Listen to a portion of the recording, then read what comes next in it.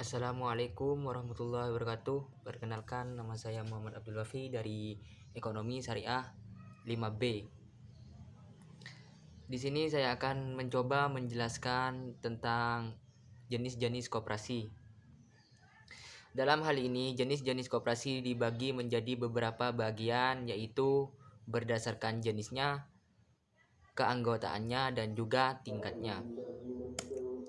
Koperasi berdasarkan jenisnya ada 4, yaitu koperasi produksi. Koperasi produksi melakukan usaha produksi atau menghasilkan barang. Barang-barang yang dijual koperasi adalah hasil produksi anggota koperasi. Jadi, koperasi produksi ini adalah koperasi tersebut membuat atau menciptakan suatu barang lalu menjualnya kembali.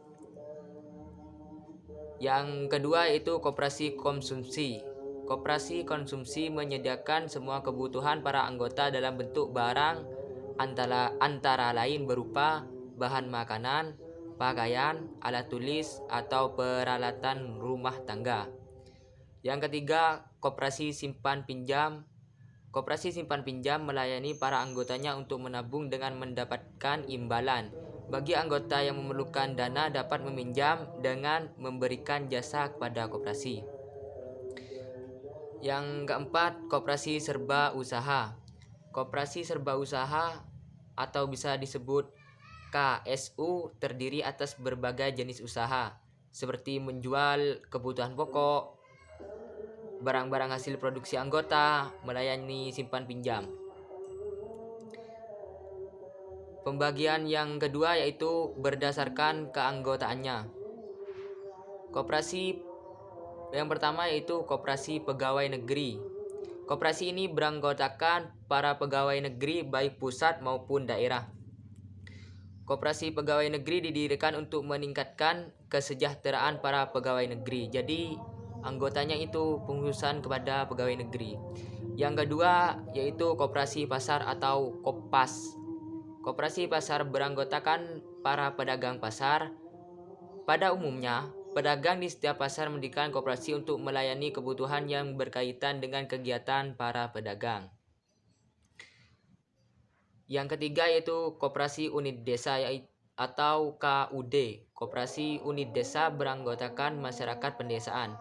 KUD ini melakukan kegiatan usaha bidang ekonomi terutama berkaitan dengan pertanian atau perikanan. Beberapa usaha KUD, semisal menyalurkan sarana produksi pertanian seperti pupuk, bibit tanaman, obat pemberantas hama, dan alat-alat pertanian. Yang selanjutnya, koperasi sekolah.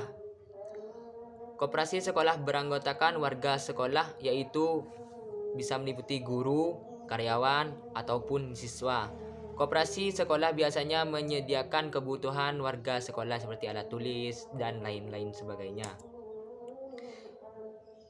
Berdasarkan tingkatannya, koperasi terdiri dari yang pertama, koperasi primer.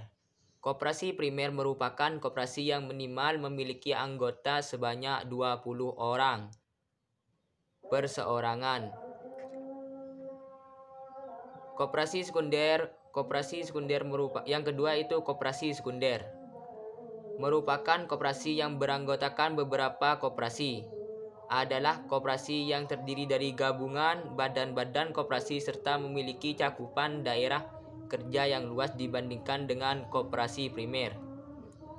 Koperasi sekunder dibagi lagi menjadi beberapa bagian. Yang pertama yaitu koperasi pusat adalah koperasi yang beranggotakan paling sedikit 5 koperasi primer. Yang kedua, gabungan koperasi adalah koperasi yang anggotanya minimal 3 koperasi pusat. Induk koperasi adalah koperasi yang minimum anggotanya adalah 3 gabungan koperasi. Jadi sekilas penjelasan dari jenis-jenis koperasi yang bisa kami paparkan. Mohon kurang lebihnya saya mohon maaf. Wassalamualaikum warahmatullahi wabarakatuh.